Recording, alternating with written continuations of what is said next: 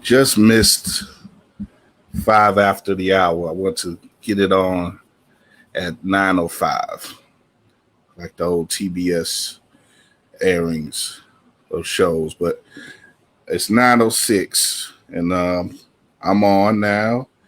What's happening? Facebook.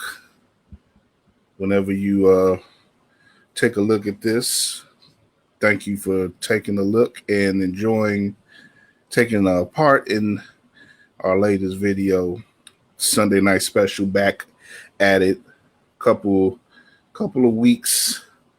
We've been off. Well, actually, yeah, I guess I guess a couple of weeks, but we didn't do a show. Didn't do shows the last couple of weeks because of the Bears scheduling being on Thursday and whatnot. You know, laid off and everything. Just took a break. Most of last week I wasn't doing much. Sort of took advantage of a layoff of games and stuff. But we're back at it. Bears played this Sunday, played today, and won. And we're going to go into that and recap that a bit. And I'm going to talk to a bit about how Bears fans are taking in. There's a couple different ways that fans are taking in these games right now and dealing with the Bears' early season success. And I think there's a right way and a wrong way, I believe, to do that. So I'm going to talk about that a little bit and talk some about the rest of the games, recap, in particular the Green Bay embarrassing Green Bay loss at Tampa Bay, which I think pairs nicely with the Bears' success today. Just a pretty good day, I think, overall to be a Bears fan, given that Green Bay lost the way it did and the Bears won, even though it may not have been the most appealing win. The Bears are now 5-1. They're in first place in the NFC North, which is big. And something that I don't think many people expected to happen at any point of the season. The Bears being 5-1 and being a first place team. The Green Bay is only 4-1 at the moment, and Detroit and Minnesota are looking like they're not going to be competing much at all this season. So, 5-1, beating Carolina 23-16. Down in Charlotte. And, what can you say about this game? I guess it's a lot of what we've seen already this year, good and bad. I think probably the best thing we've seen is that the team was able to dictate more of the result of the game through his defense. And, they were able to put pressure on Carolina. They were able to, blitzed at times. They, rushed with 3 and 4 men at times. And, they were consistently in Teddy Bridgewater's face. They made him scramble at times, which is that could be a risky proposition for opposing teams because he can make plays with his feet pretty well. But they didn't allow him to break out anything that really hurt the Bears. He made a couple. He got some speedy receivers, DJ Moore. Anderson is not a speedster, but a nice guy who you can stretch the field with. He made some plays with him as well. But they didn't do anything really to hurt the Bears and really demoralize the defense. The defense was pretty much in control the whole way, and that allowed the Bears to be in control the whole way, which was, just refreshing to see and really positive. When you look at the Tampa Bay game Thursday night of last week, they were just sort of peaking out and sort of getting themselves back to where they want to be as a defense. But it seems that now they're really at a place where they're like, okay, we got the rust off. they sort of played their equivalency of a preseason now, and they're sort of really off to the races, I think. And I hope that Pagano can really keep that energy up with the defense and really, Pagano's not a big blitzing guy in his play calling. I think I would hope that he would see the value in just letting those rushers go and letting them, really attack opposing quarterbacks. Worked on Tom Brady, it worked on Bridgewater, and they're going to need it to affect quarterbacks they're going to see in the future, like Drew Brees, and you can look at this coming week on Monday night when they see Jared Goff, who is not doing very well in San Francisco tonight, and I think Goff, who's had two terrible games against the Bears already in his career, should be in line for a third one. If you give him pressure with just three or four individuals coming at him, then he's going to be in line to have a bad game again against the Bears. He has, like I said, he hasn't had success against the Bears, even though he's 1-1 against them. They need a game he really acquitted himself.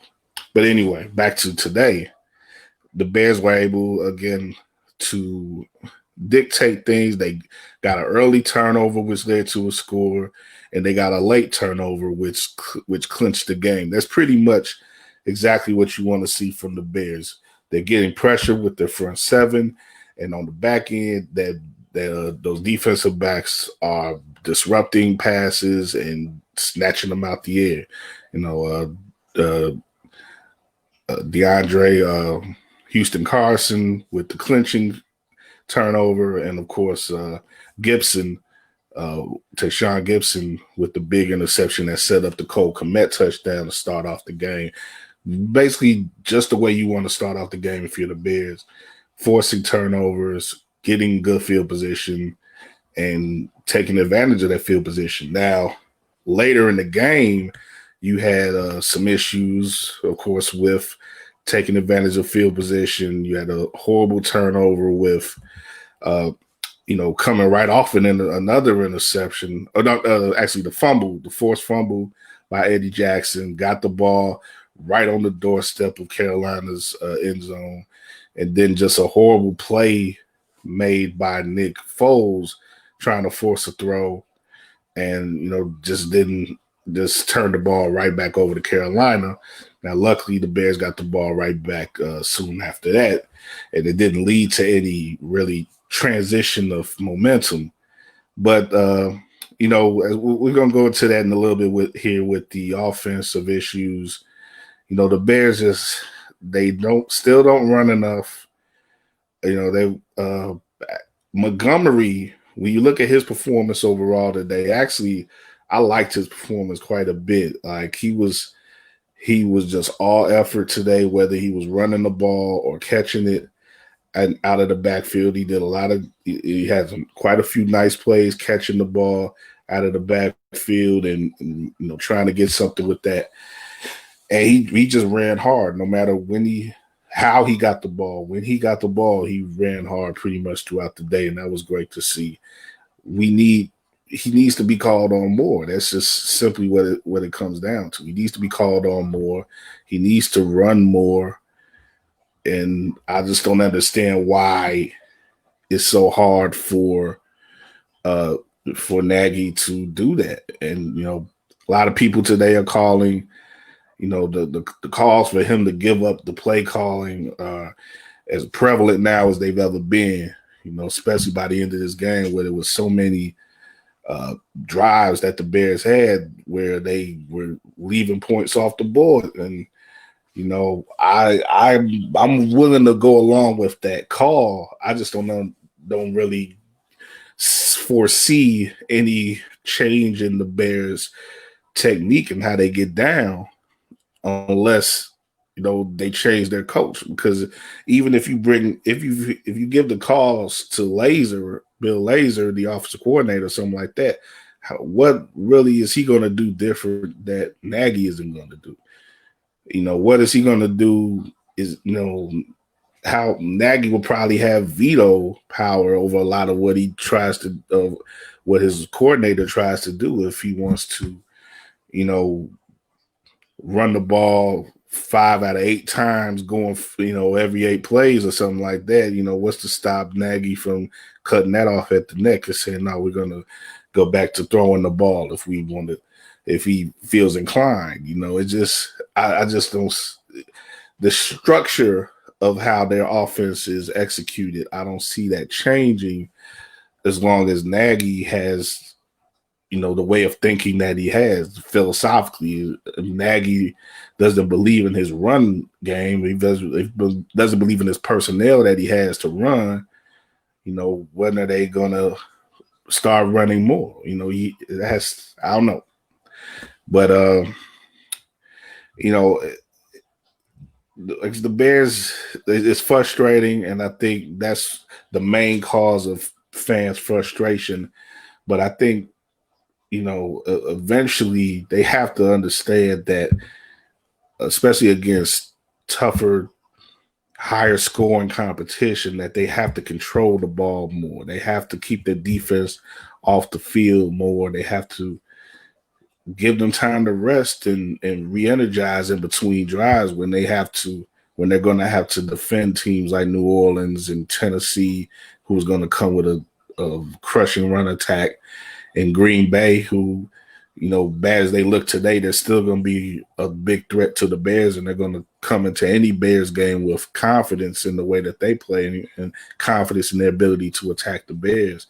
So you're going to want, you can't have the defense shoulder so much of the load in these future games if you want to keep competing and keep the record on point, and keep a winning record. That's that's why, that's my thing with the offense now. I'm not giving up on the offense yet. Like I said, I would be fine if Nagy gave up the play calling, but I just would want to see just want to understand how that would change anything really with how they get down. Also, people aren't really factoring in the fact that their offensive line is, first off, you don't have Daniels for the rest of the season. That's a big hurt. He's probably the most talented guy they have on the line, and in all ways when it comes to blocking. And the blockers that you do have, they seem to be more inclined and more able to block pass, and not block with the run. When the Bears have run, and they've shown some willingness to run, they just get very little yards at any given time. I think I tweeted once that, like, a 2nd and 3, they got basically nothing on a little bit. 2nd and 3 push that they get from their offensive line when they're in a run attack formation.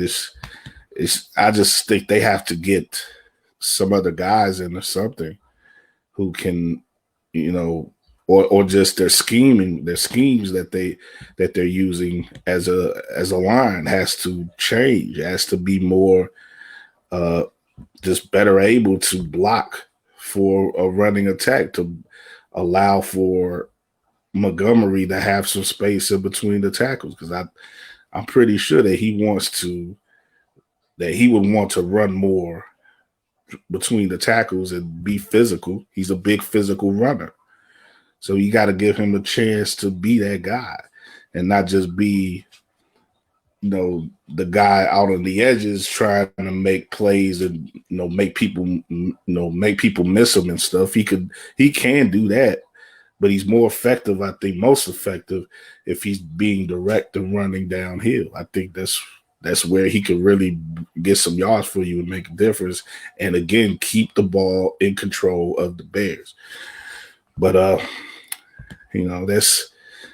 we'll see if they ever come around on that. There's still time, but they, they got to come around on that. I think if they want to take that next step that they feel that they're able to take, and to that degree, they a lot of positivity came from the team after the game today. Nagy he's sort of an eternal optimist. And, I don't think that really jives well with most of the fandom, the Bears fandom. We get stuck more on what needs to be fixed. And it's hard for us to take in those things that Nagy feels that are being done well or that can potentially be done well when we see what isn't being done well. We're used to seeing an offense that doesn't rate well or isn't living up to expectations. We've seen that throughout all our years, and that's just like a traditional part of being a Bears fan. So it's hard to see Nagy as the coach be like, oh, we're just getting started as an offense. And then you see Foles. Foles was great in what he said. If you could get a chance to check out what he said in the in the press conference to this evening, if you see any clips, anything, or try to get a longer version of it online, check it out, because he was really, really energetic, really he was like putting out a rallying cry. And I think the Bears team, are going to respond well in the locker room. That locker room is going to respond well to, I think, both what Nagy said and Foles said. I think they are the right leaders right now for this team. And, anybody who says that Trubisky, who wants Trubisky to seriously, if you want Trubisky to be back in as the quarterback and not Foles, both on a ability level and as a leader, you're out your mind, man. You're quite silly if you think that Trubisky will be doing anything better than what Foles is doing right now. So get that out y'all heads, man. Foles he's not dissecting, and he's liable to be overconfident at times and may give up a turnover or two in the game, but he's the guy right now. He's the best shot that the Bears have to win and to get in the playoffs. So get off of the Trubisky stuff. Let Trubisky sit back. I said a couple weeks ago, I think let him sit back and learn, because he doesn't know how to be a starting NFL quarterback at the moment. He does not know that, and he's not going to perform to that capability until he learns. He has to learn. So, Foles knows. We should get a bow nose, like the old bow nose shirts back in the day. We need to get some Foles nose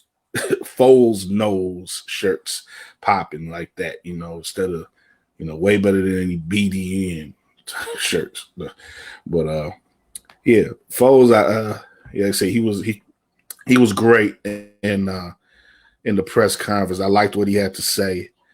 And that brings me to my next major thing I want to get out.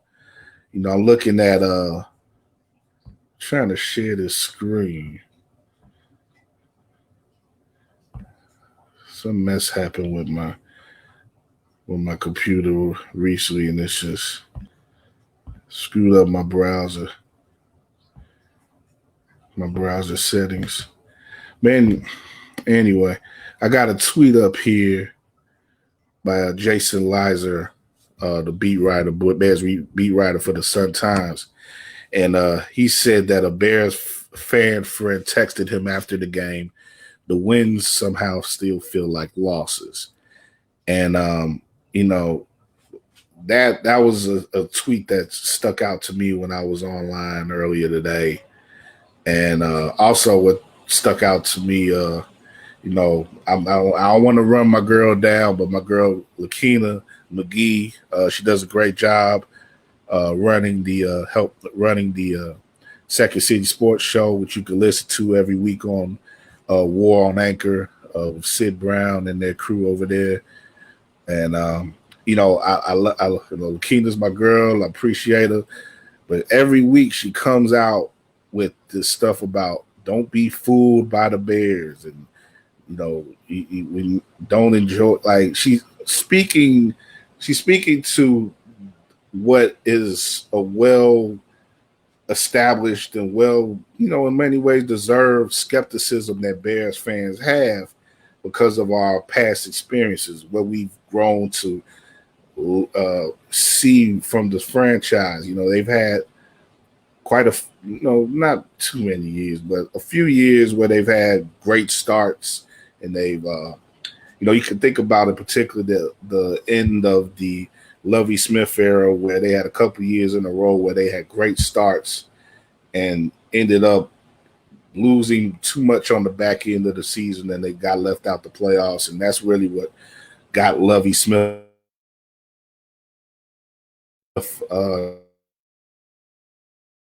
been let's say 13 when the Bears were in position to win the division. It was a bad year all around for the division. I think the Bears would have been 9-7 division winners that year, but they ended up losing on the last week of the season to Green Bay. Rodgers comes in to Soldier Field and bombs on them and everything. And we're used to, as Bears fans, having our hopes put up in a way, through the some measure of success. It's not even necessarily great success, but when because of our past experiences, there's a tendency for some fans to be in the position where we are now, 5-1, leading the division, like I said, one of the best records in the NFC, and still be like, not be able to enjoy it, which doesn't make sense to me at all. Like, for one, you should be that emotionally wrapped up in the Bears where you sort of go against your own natural feelings as a fan. It's just a game in the end. You should be able to look at a 5-1 record for a team that you supposedly root for and say, great, we're 5-1, because in the end, being 5-1 is better than being anything else except for being 6-0. And the Bears very well could be 6-0 as well, going back. But a lot of fans want to look at a 5-1 record and say, well, we should be 2-3 or 1-5 because we didn't do this and we didn't do that. But so what? In the end, we did what we needed to do to win 5 out of 6 games. And that put us in the position where we are now, where we are a successful team overall. It doesn't mean that you can't be critical of the team. It doesn't mean that you can't look at the process that's been involved and look at things, in particular the offensive execution, the lack of a run attack, the earlier games, the lack of a pass rush and stuff like that. To be able, you should be able to look at those things and separate them piece by piece and say, okay, well, yeah, that does need work. That does need more refinement if we're going to be successful against better teams down the line. That's fine. But to not be able to enjoy a 5-1 record is something off about that. Enjoy yourself. Enjoy these wins. There's one thing that we should be learning in 2020 is that take the good things as they come. Don't bog yourself down and be a Debbie Downer or some type of scaredy cat fan and be afraid to invest feelings of joy in the moment when these feelings are being called upon. Enjoy yourself. It's just football, man. We don't even we barely really deserve these games, We shouldn't. We can't even go as a fan base to Soldier Field and celebrate these games. We can't go to the parking lot and celebrate these games, let alone go to the stadium. So all you're doing is sitting at home observing the team, and you may not see everything that you want, but you seeing wins. So enjoy the wins. I mean, it doesn't make sense to me to feel any other way beyond feeling positive about a 5-1 record. You know, you want. I think a lot of people take too seriously too the idea of being right when it comes to uh, prognosticating and predicting things in sports. It's like a lot of fools came into the regular season picking against the Bears, and saying that they weren't going to be much of anything in the NFC North. Uh, a few tweets came out today about showing images and stuff, so-called experts from NFL.com or USA Today, Sports Illustrated, people like that, and they have lists of how the teams will finish in the NFC North, and you'll see typically the Bears at number 4, in the list, be behind Detroit even, which I don't get why that was the case, but definitely be behind Minnesota, which is number 4 at the moment, and Green Bay, who we just hopped over today with a 4-1 record to our 5-1. And who knows how long that's gonna hold up? We don't know. Green Bay may come along and sweep us in this season series and take all that away. Sure. Like I say, it's nothing that we haven't seen before. But just because that's been the case, it should allow you to be better able to take that if it happens again. The Bears fans always want to be like, oh, I can't get burned again. I just can't take it if it happens again. You can take it. Life goes on, man. Just take it and move on. And when they get good again, you can root for them again. That's the positive thing about riding with a team through good and bad. You want to be a front runner and run to some other team, go ahead. That's your right as a fan. If you can't take anymore and you want to root for another team, go ahead. But if you stay in with the Bears, eventually they're gonna give you something to feel good about. And it doesn't always have to be Super Bowls either. I mean, only one team has that satisfaction of winning a Super Bowl every year. So most odds are you're going to be rooting for a team, even if you don't want to root for the Bears or not, whether you do or don't, you're going to be rooting for a team that's not going to be happy at the end of the season.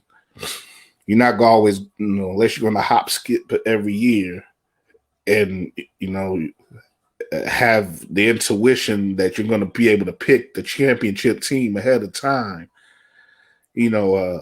Nobody has that good intuition to be able to foresee who's going to win the Super Bowl every year. The NFL is too random. It's not that predictable. And if you are that type of fan, you're not a fan who I would very much admire anyway. If you're going to root for a different team every year, unless you either just like say the worst kind of front runner, or you're like a degenerate gambler or something. I don't know. If you trying to make some money, I feel you. But if you try to root for your heart, root with your mind, do some, be a part of something that's bigger than you, then I don't think that's a very good way to go about it. But if you are a true blue Chicago Bears fan, nothing that you see so far in these first 6 weeks should surprise you or make you feel bad, or make you feel like you want to get off the train. Why would you want to get off the train of a 5-1 team? I just don't understand that. So, like I say, enjoy the wins and enjoy what's to come. I think this team can really go ahead and be, with a start like this, you set yourself up for good things. It's not, it's not always that way. But some fool said answered under a tweet today, like, it was a tweet about Dan Orlovsky of ESPN gave props to the 4-man rush of the Bears. You say they have one of the best, if not the best, in the league, and that's going to get the Bears to the playoffs. And some goofy said, "Oh, 8-8 is going to get you in the playoffs."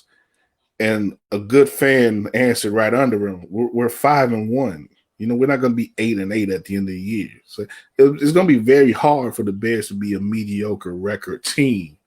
They're going to have to actively work to be an 8-8 team or worse this year, which is great. That's what we want to see as fans, as observers. We want to see progression each year. And this team has progressed, I think, already from 2019. It's going to mean something. What matters now is how they finish the season. And I don't see them going 3-7 over the remaining 10 games of the season. I just don't. When you look at the schedule, you got Detroit again. You got 2 games with Minnesota, who are in the dumpster right now. You got outside of the division, you got the rest of the NFC South, which I think is key. The NFC South, you look at that division as opposed to the West and really the West would have been the only division that would have been a bad draw. When you look at the intra-division teams that you had to play, the West would have been tough. NFC West. We played the NFC North already, and that's not proven itself to be very difficult.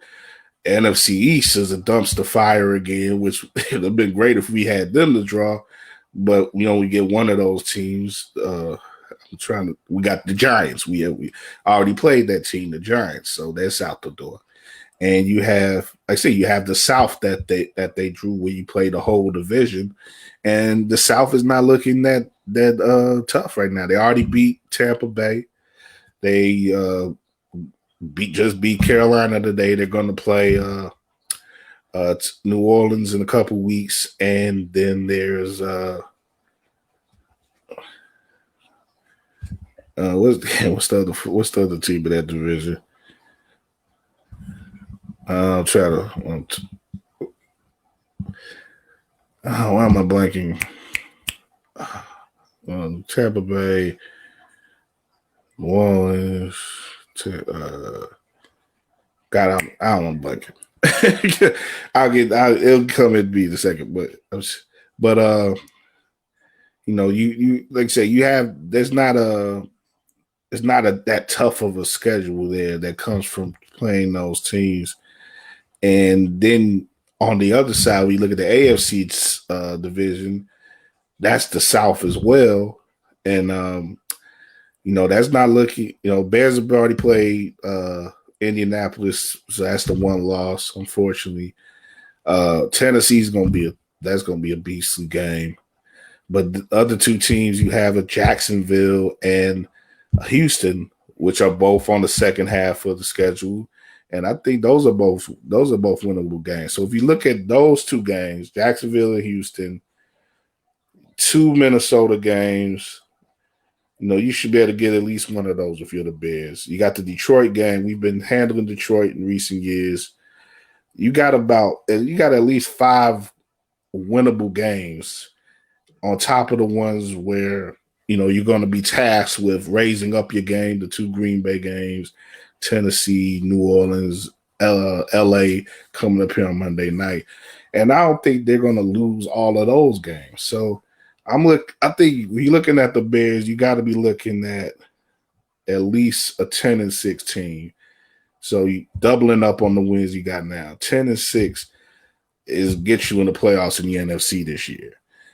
And maybe you don't win the division, but you get in the playoffs, especially with the expanded playoff format.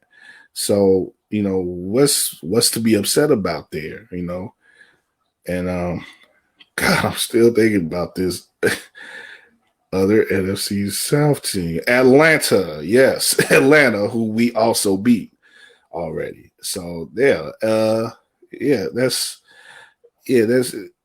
say the Bears actually have could have had a harder schedule this year. Could have been a much harder schedule, but they sort of lucked out a bit, and luck plays a role in any Super Bowl team winning. If you watch football long enough, you will know that luck plays a role, whether it's injuries, scheduling, whatever, man. Luck plays a role just as much as talent does. And, injury, like I say, you got to roll with it and accept it. And sometimes the football guys are shining down they light a little bit more on you. That's kind of what the case is every year. That one team that's that one team that finishes out better than everyone else. They got a little bit more of that light shined on them than everyone else did. So, bathe in that shit and have some fun and enjoy these wins while we can. All right. That's my last bit on the Bears.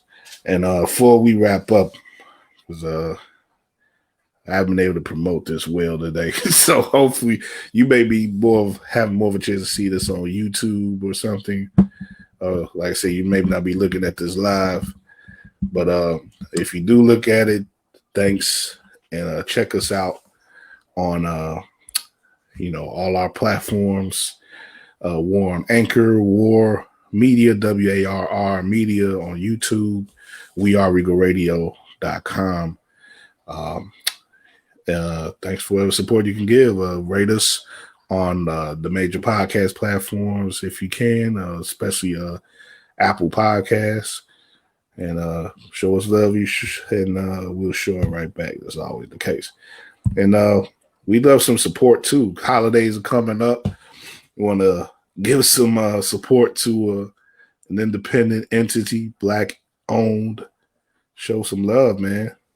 Anchor, War Media support.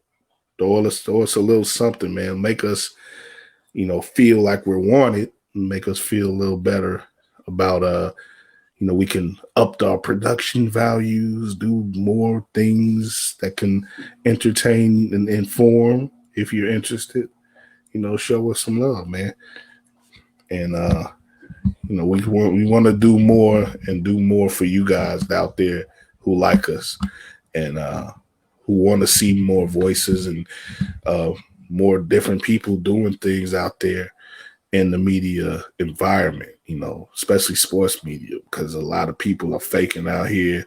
A lot of people aren't doing, using their voices for the wrong things, just not really representing. That's what we're trying to represent for the people out there, man. And, show, like I said, we can't do it without y'all. So, just like I say, just pass around the word if you like what we do. If you think there's more that we can do, always contact us. Leave your comments or whatever. We're always down for some constructive criticism as well. And just give us whatever feedback that you feel is warranted. But like I said, looking back at the rest of the league this week, man, the big game. That in the afternoon, that like I said, it was a perfect pairing with the Bears win today. Green Bay getting snuffed out in Tampa Bay. I think 38-10, I believe. Let me get that on my phone just to confirm. But Tampa Bay was big today, and I liked seeing that. I liked seeing their resolve, them being willing to come back after losing to the Bears. I think it's important because of the potential shallowness in the NFC competitive-wise, competition-wise, I should say. I think it'll be nice if Tampa Bay can maintain itself and do well going through the second half of the season. And just for entertainment's sake, it may lead to the Bears getting snuffed out by them in the wild card round or something. But Tom getting his revenge for last week. But I just want to see that team, make a mark with Brady, and I think it's going to happen. I think today was a good sign about their resilience and their resolve and their overall talent. When you look at Ronald Jones and you know, the passing attack overall. Gronk was even getting some stuff back in, showing his bit of his old connection with Tom Brady. Man, it was pretty satisfying performance. It's always satisfying as a Bears fan to see Green Bay get whooped. It just is. You ask them the same about us, they will say the same about us. So, like I said, again, that loss for Green Bay puts the Bears in first place. And, it's nice to have a little bit of a head start above those guys, with weeks to come before the first meeting even. Green Bay, as far as Green Bay goes, you can't take for granted that they're going to always have performances like that, that they're going to have more performances like that, I should say, going forward. They're still a good team. They have a lot of talent. The defense, it's been improved very much, but they were outmatched today against Tampa Bay's offense.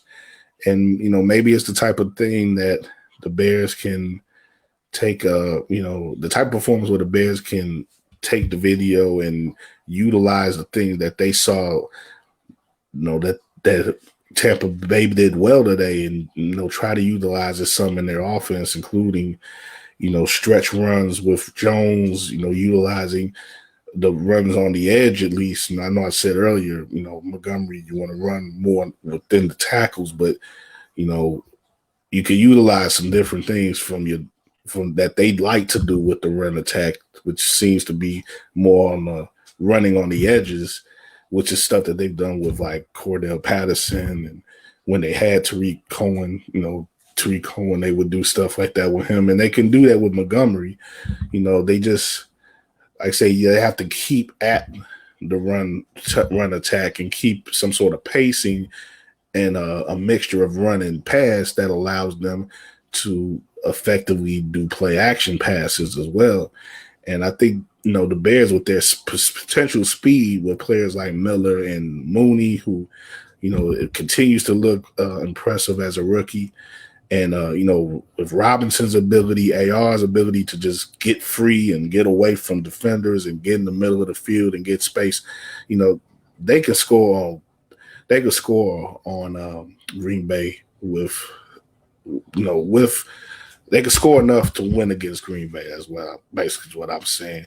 And the defense again is going to be all about rushing and rushing the passer and making things hectic on Aaron Rodgers. And that's going to be really important because Rodgers, I think if you put Rodgers on the field with the Bears at any time, he feels that he has the potential to score 40 points. He has nothing but confidence when he plays the Bears. You have to make him feel a different sort of way than that. We look at probably the best performance that the Bears have had against him in recent times. You looking at maybe that first week of 2018, I should say. That first week when Khalil Mack was on the team, and he wasn't ready for Khalil at all. He wasn't ready for what Khalil Mack meant to the defense. And they went out and they took his head off almost, man. And they should have won that game. It just wasn't in the cards that they won that game, but they definitely should have won it. And it was the type of performance that we see the Bears can potentially get back to again. By just rushing the quarterback and knocking the hell out of him, creating havoc in the backfield.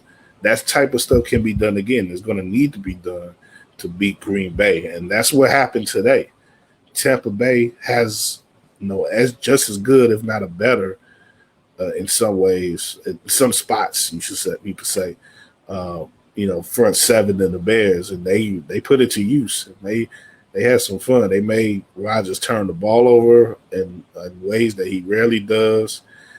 Pick six, I heard on ESPN, was this on your third pick six, that first interception, the score for Tampa Bay today, on your third pick six of his career. That's crazy when you think about how long he's played. But yeah, Tampa Bay showed a lot there with their entire defense, the defensive backfield and the front seven just really playing as and taking control of that game after Green Bay started off quickly and got a 10-0 lead.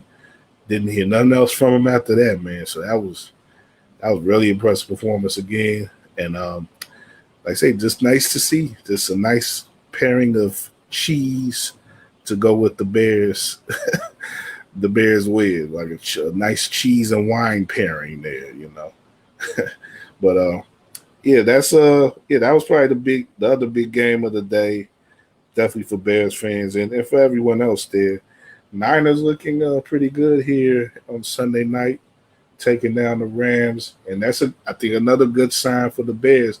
Although it may be a thing where it may flip and hurt the Bears a little bit for next week, where the Rams are going to maybe want to bounce back and have a better game than they're having today. But the Rams they're not a team that I would really fear if I was the Bears.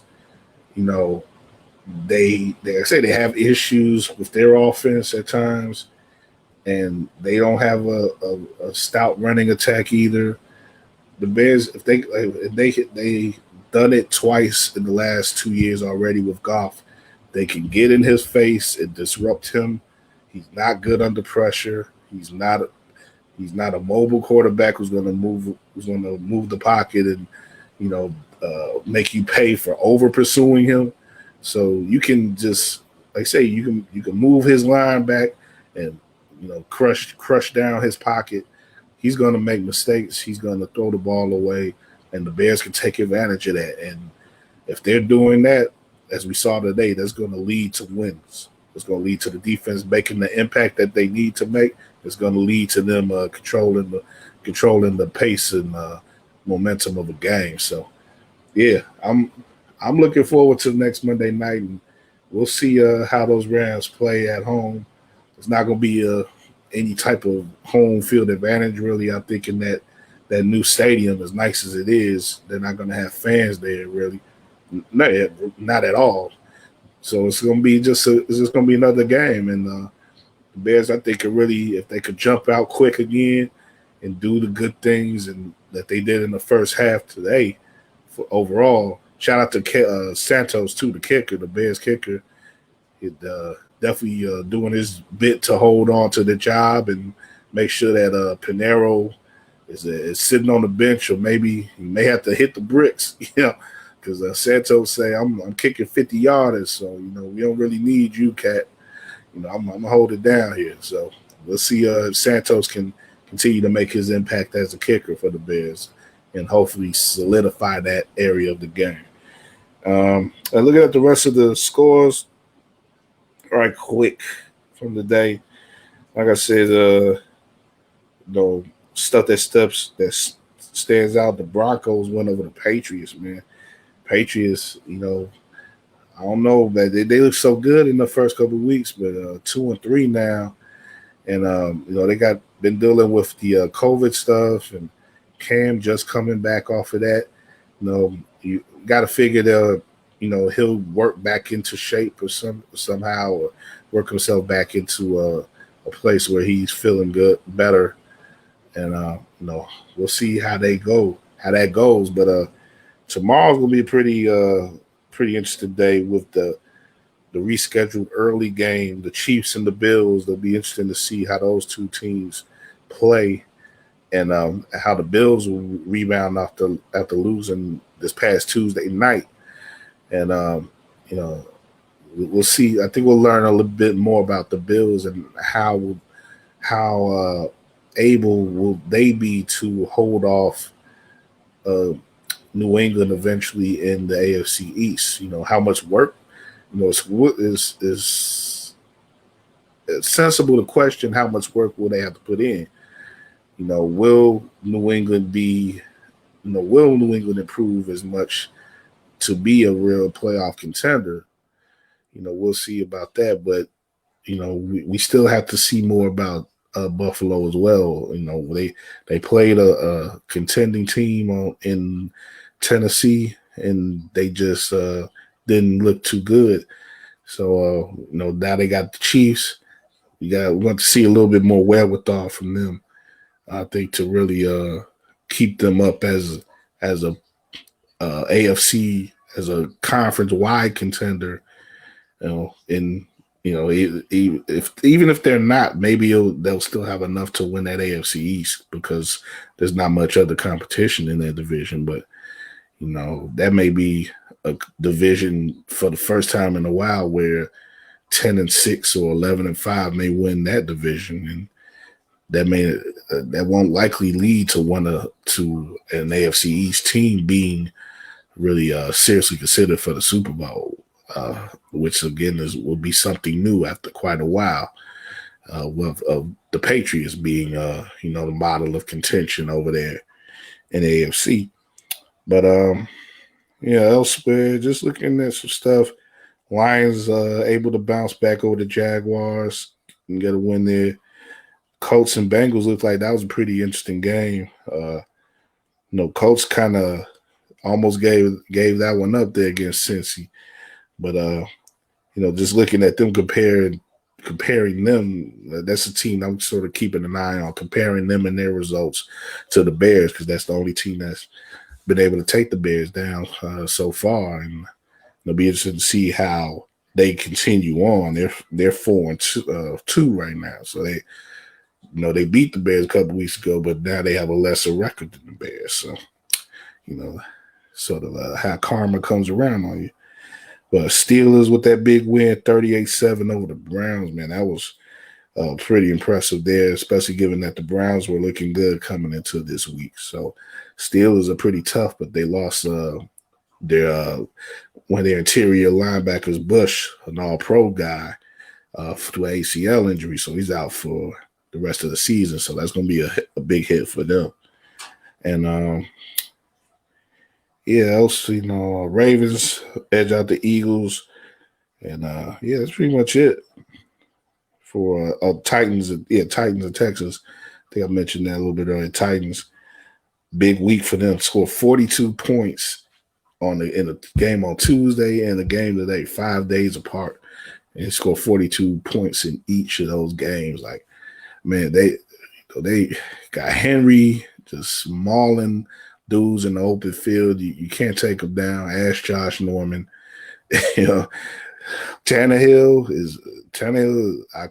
just as surprised as anything, man. He's really held on to that starting position. He's the man down there now at quarterback, and they're a team that they're giving up more points this year, but there's gonna be a tough team, and the Bears got to see them later down the line. So it'll be interesting to see how they're looking at that time when they face the Bears. I believe it won't be until December, but we'll see how that goes. But that's pretty much it though for this week. Just keeping it to the simple recap stuff, and like I said, I've said my piece on the Bears and enjoying their 5-1 record, man. Don't think about it too hard, man. Just enjoy these wins, and we'll see how the offense comes about and how they they can improve. Hopefully the defense can stay intense and stay up imposing, so that there'll be at least that.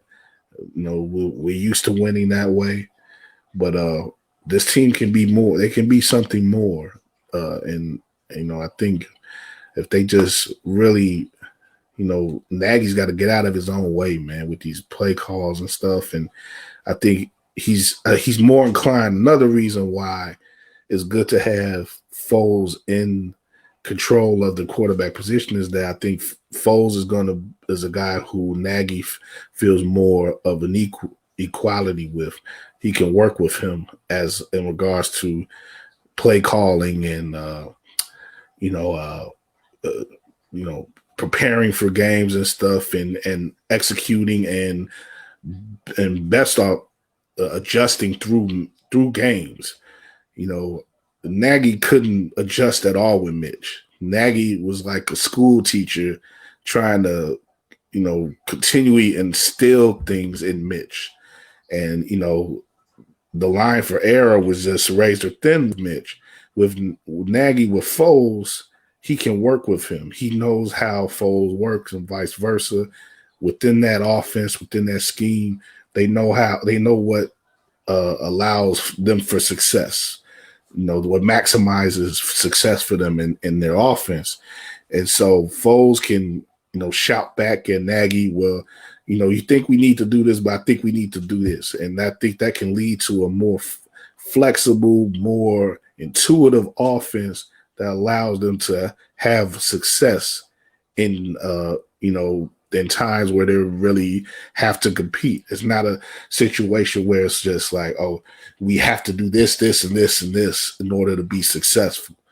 They can get some pushback from an opposing defense with Foles out there, and they can adjust and be like, okay, well, they're giving us this, well, let's give them this, and be able to go on and compete and win games that maybe they shouldn't win at times. That's what they've been doing, and they can continue to do that.